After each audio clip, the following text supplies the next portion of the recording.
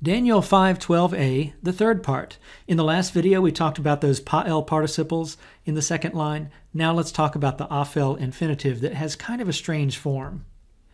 We see with the blue underline of that word, that afel infinitive in the BHS text. Look at the note at the bottom. The note is telling us that this form is in the Leningrad Codex, that's the L, but in multiple manuscripts and editions, there's a vav with a shavah, not the patach. By the normal rules of vocalization, it should by all rights be that shavah. So what's going on here? Well, if we look at the actual Leningrad Codex images, indeed, we see that there's patach, patach, and actually two metegs. We'll talk about that in a moment. There's also something that didn't make it into the BHS. It's the raphe.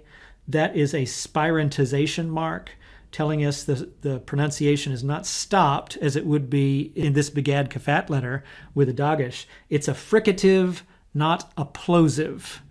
But of course, the absence of the dagesh is enough to help us know that. So the BHS editors did not include most raphes. Now look at this. This is the Ben Chaim edition of 1525. It's the second rabbinic Bible. Same word there. And you notice there's the vav with the expected shavah and only one meteg instead of two right next to each other, which looks kind of strange. Now, is it possible for there to be words with two metegs? In fact, there are a few, including one in the Hebrew of Daniel, Daniel 9:4, where you see the two metegs and then the tevir towards the end of that vayiktol form, I prayed. Now, in the BHS, the only words in which two metegs appear are those that start with a vav, as we see with this vayiktol and the word in Biblical Aramaic there that start with a conjunction.